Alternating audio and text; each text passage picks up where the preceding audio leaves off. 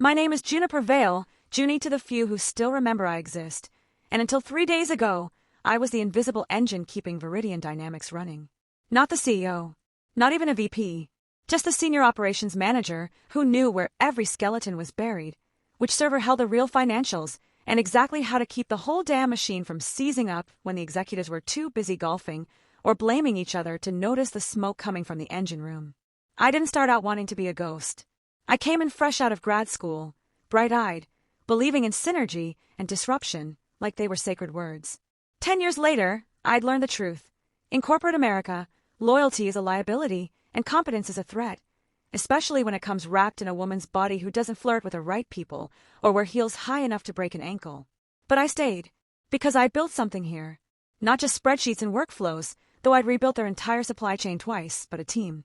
A ragtag group of overworked, underpaid problem solvers who trusted me because I never threw them under the bus. I took the heat, so they wouldn't have to. I stayed late, so they could pick up their kids. I lied to the board about delays, so my people wouldn't get fired. And for that, they called me reliable. Steady. Never brilliant. Never leader. Just there. Like the office coffee machine. Necessary, but nobody thinks to thank it until it breaks. Then came the email. It landed in my inbox at 6:03 a.m. on a Tuesday. Subject line, urgent, leadership realignment. I knew before I even opened it. My stomach dropped like I'd missed a step in the dark. The message was short, cold, and signed by Marcus Thorne, the newly appointed COO, a man whose idea of leadership was yelling at interns and taking credit for other people's work. Junie, given recent performance concerns and strategic shifts, your role is being restructured.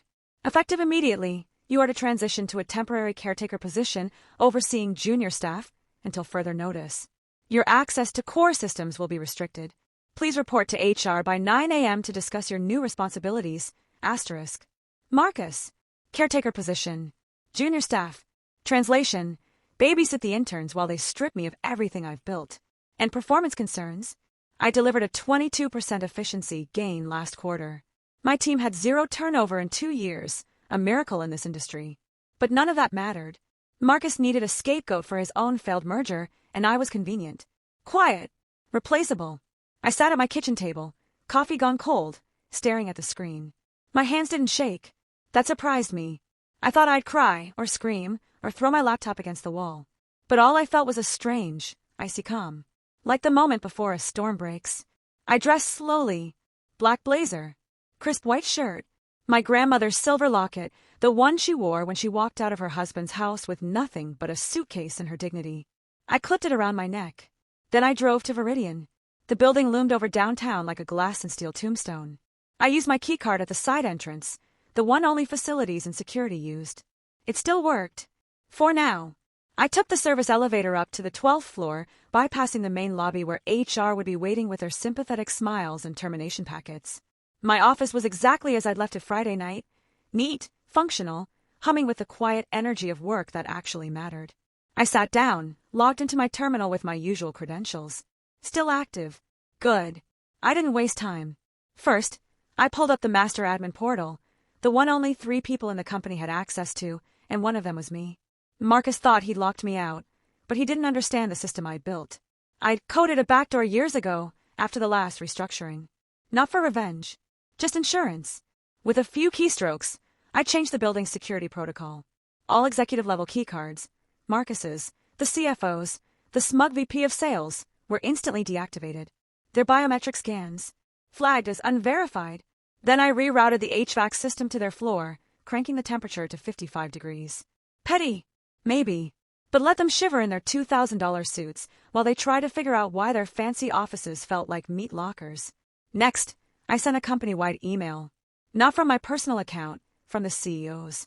I'd saved his template signature after helping him draft a crisis message last year. Nobody would question it. Team. Effective immediately. All executive leadership, excluding the CEO, is placed on administrative leave, pending an internal review of recent operational failures. Juniper Vale will assume interim operational command. All department heads report directly to her. Normal workflows continue. Questions? Bring them to me. Daniel Reeves, CEO. I hit send. My heart hammered, but my fingers were steady. Let them panic. Let Marcus scramble to call Daniel, only to find his phone line redirected to my desk. Let them try to storm the building, only to find the turnstiles rejecting their cards. Then I did the thing I dreamed of for years but never dared.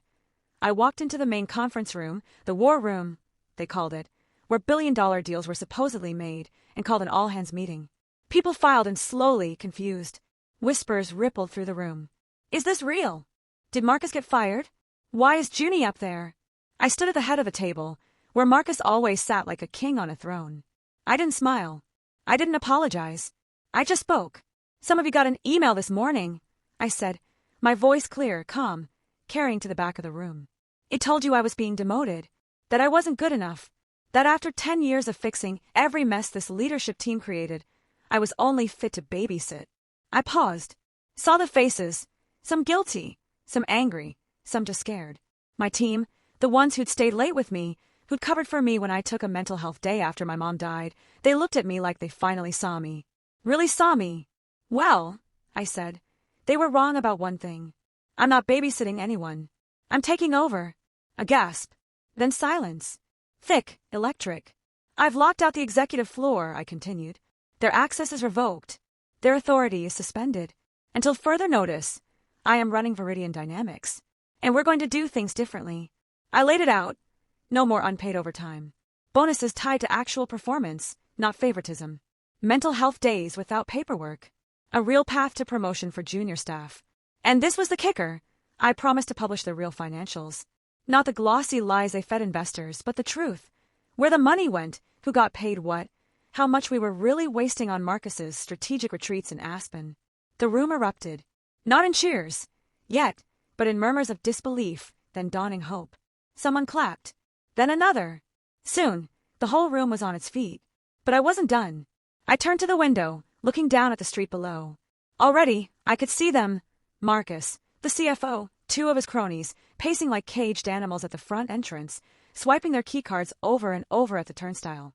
Useless. I picked up the intercom. Marcus, I said, my voice echoing through the lobby speakers. You wanted me to babysit or resign. I chose option 3. I clicked off before he could respond. Let him stew. Let him realize that the woman he dismissed as just operations held the keys to the kingdom.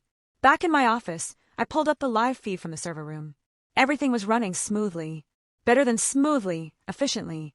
Because for the first time in years, the people doing the work weren't afraid. They weren't waiting for the axe to fall. They were working. Creating. Solving problems without looking over their shoulders. But then my phone buzzed. A known number. I answered. Junie. It was Daniel Reeves, the CEO. His voice was tight, controlled, but I heard the tremor underneath. What the hell are you doing? I'm saving your company, Daniel, I said evenly. Marcus was bleeding us dry. You know it. The board knows it. They just didn't have the guts to act. A long pause. You've overstepped. You've locked out executives. You're impersonating me. I'm protecting Viridian, I corrected. And your shareholders. Check the numbers. Our stock's up 3% since my email went out. The market likes stability. It likes competence. It doesn't like golden parachutes for failures. Another silence. Longer this time. I could almost hear him weighing his options. Fire me? He'd have a revolt on his hands. The entire operations team would walk. And without them, Viridian collapsed in a week. Back down. Admit he let Marcus run amok while he hid in his corner office. You have 24 hours, he finally said. Get the executives back in. Restore access. Or I'll have security drag you out myself. He hung up. I set the phone down. My hands were still steady, but my breath came faster now. 24 hours. Not much time. But enough. I opened a new document. Not an email this time. A press release. Drafted it carefully, citing whistleblower protections, internal audits, concerns about fiduciary responsibility. I CC'd every major business journal, the SEC, and just for fun, the local news station that loved corporate scandals. Then I call my team leads. One by one. We're going public, I told them. If they try to shut us down, the world finds out everything. Marcus's offshore accounts. The fake invoices. The harassment complaints they buried. All of it. Some were scared. What if they sue us? They can try, I said. But they'll have to explain why they fired the person who exposed their fraud. Others were fired up. About damn time, said Raj, my logistics lead, who'd been passed over for promotion 3 times because he wasn't executive material. Translation, He wore hoodies. By noon, we had a war room of our own. Not the fancy one with a mahogany table, but the old break room with a sticky microwave and the perpetually broken Keurig.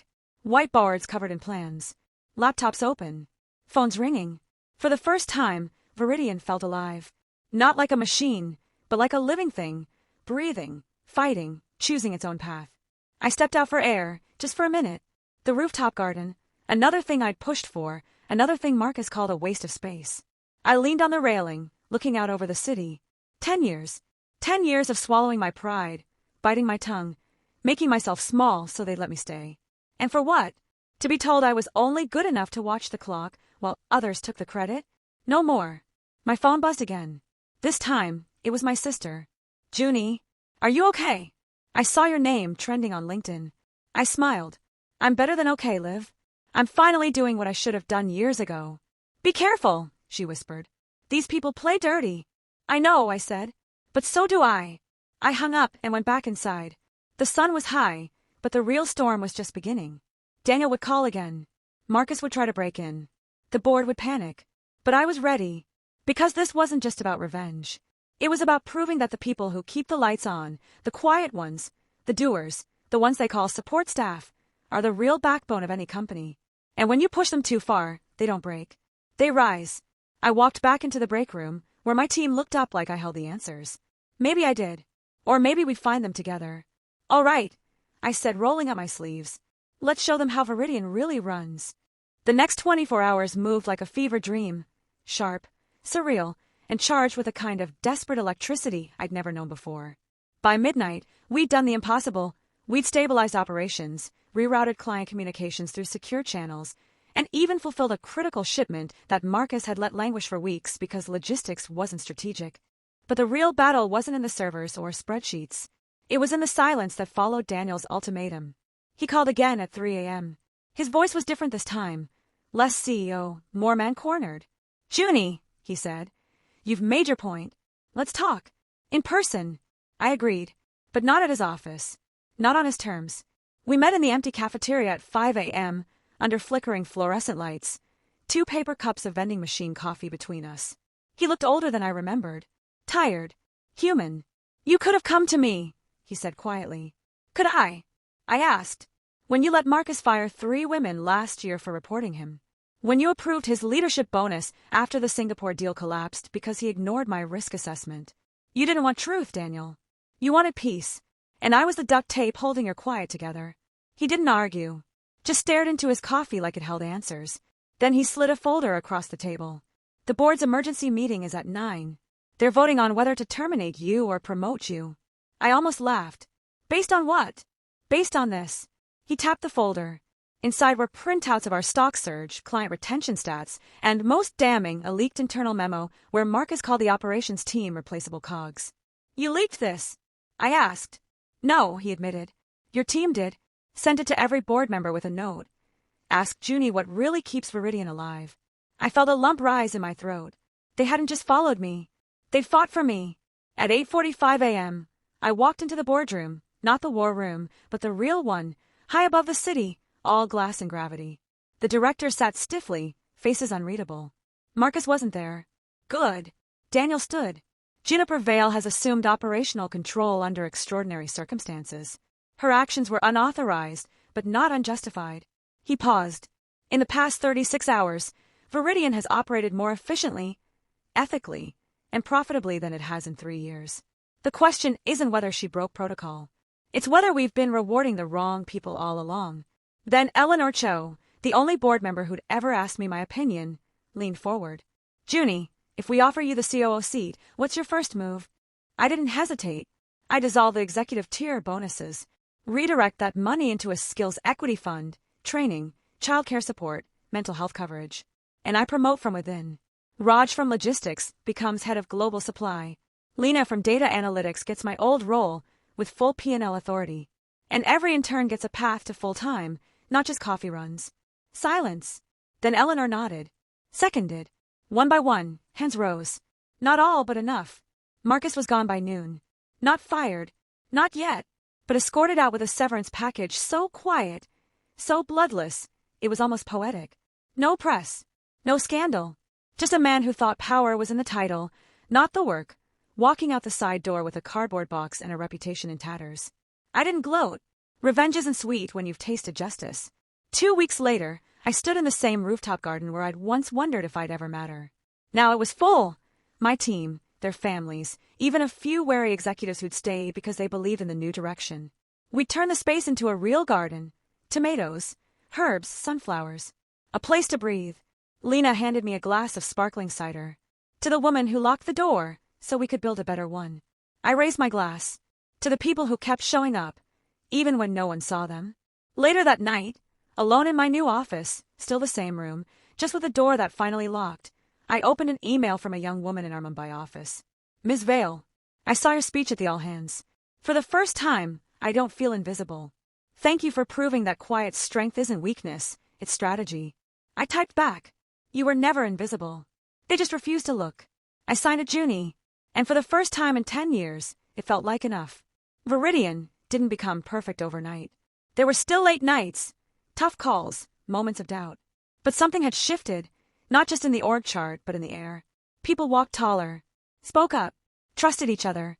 Because they'd learned the truth. Companies aren't saved by titles or corner offices.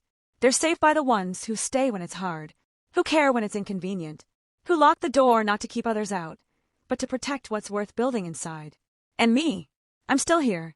Not as a ghost, not as a caretaker, as the woman who finally chose herself, and in doing so, gave everyone else permission to do the same.